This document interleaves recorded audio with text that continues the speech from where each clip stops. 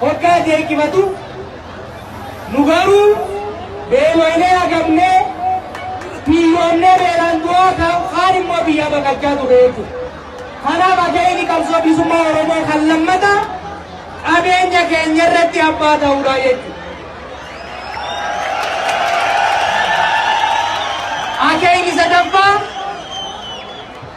Akeekni sadaffaa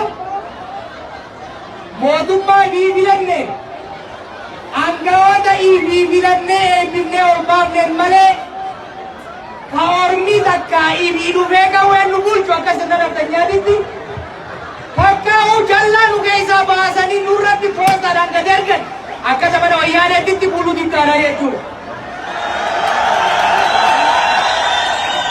Kanaafuu qabsoon abbaa biyyummaa Oromoo qabsoon mirga abbaa biyyummaa Oromoo deebisuudhaaf godhamu qabsoon bilisummaa Oromoo bu'uureffachuudhaaf godhamaa turte Oromummaa keenya deebannee jaarrannee qabeenya keenya irratti abbaa taane mootummaa filanneef seeree biitumanneen buluudha akkasiin dhigeerroo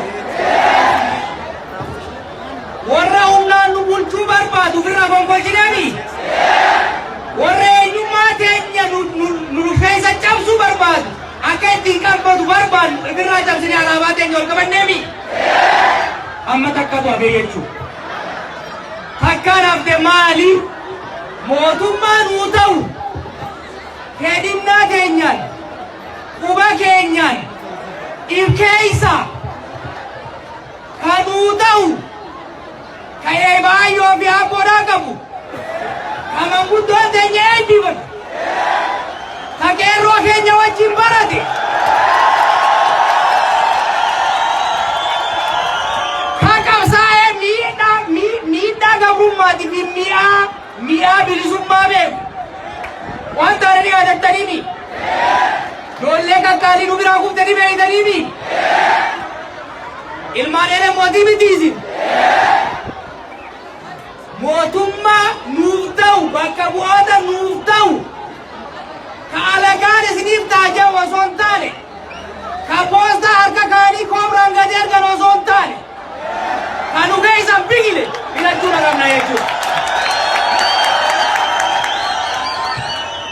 Wallaansoo addaa waggoota 50 goone keessatti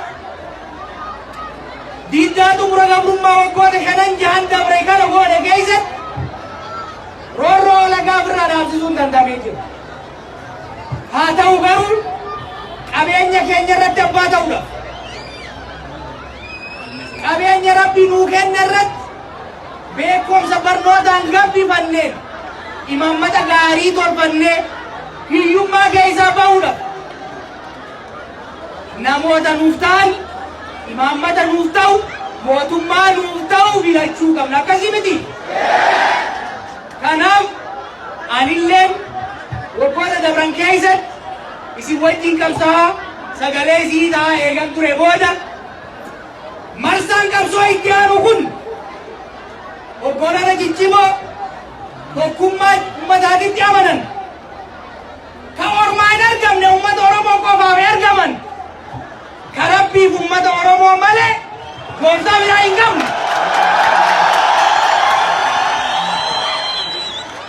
Warra kaleessas abaariin osoo hin ta'in qabatama isinii qabsaa'ee nu hogganaa ture hogganoota kaabaawatti hoggaan dabalamu isin abdadheetii isaan abdadheetii jechuudha.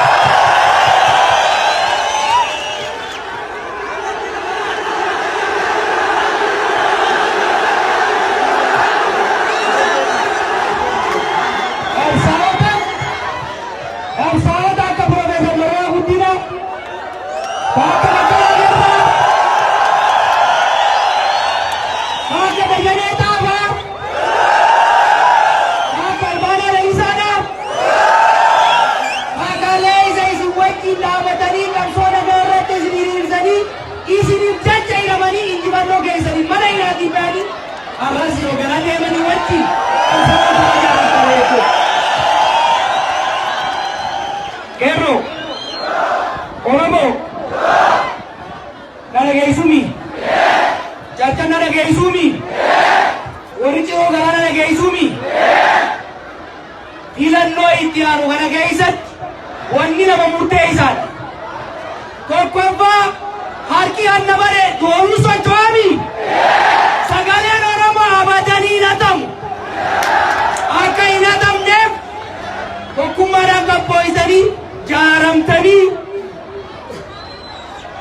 eeguu qabdan tokko lammaffaa sagaleen Oromoo foonii isaatii miti qircaatti hin cicciramu akkasiimi kanaafuu hogganoonni qabsoo bilisummaa Oromootti amanan warri ummata biitii kabajaa qaban bifa sagaleen Oromoo hin hiramne bifa sagaleen Oromoo hiramee abbaan akka miidhamee hattuun ol hin baanen gamtaa tokko jalatti dorgomuudhaan qophii qabanii jechuudha.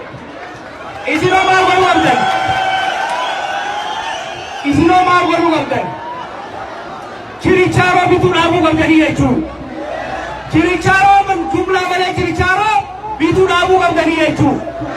Kanaaf ji'ootaas deeman kana geessaniini. Nama isinii ta'u manguddoo ta'e isa wajjin, abbootii gadaa wajjin, aalimman biyyaa wajjin, gattaati.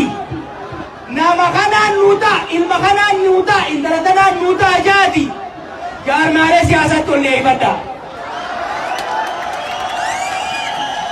Sanbooda filannoo itti aanu irratti akka hooggansaatitti tokkummaadhaan isin immoo murannoodhaan filannootti seennee gaafa filannoon godhamu sagalee teenya osoo natamin osoo hin hiramin injifannoodhaan goolabnee fulbaana keessa mootummaa Oromiyaa fakkaatu mootummaa gootota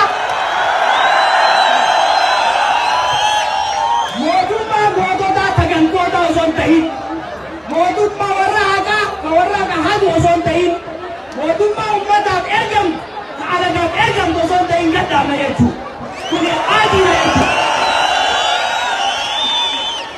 Kanaaf tokkummaa keessa nuu cimsaa amma boodallee walitti deebina waajjira dhaabaa magaalota hedduutti mana hunda caalaa tokkummaa keessan cimsaa wal dhaggeeffadhaa akkuma kaleessatti wal dhaggeeffannee wal gorfannee tokko taanee injifannoodhaan ni goolabna baga wal agarree galatoomaa.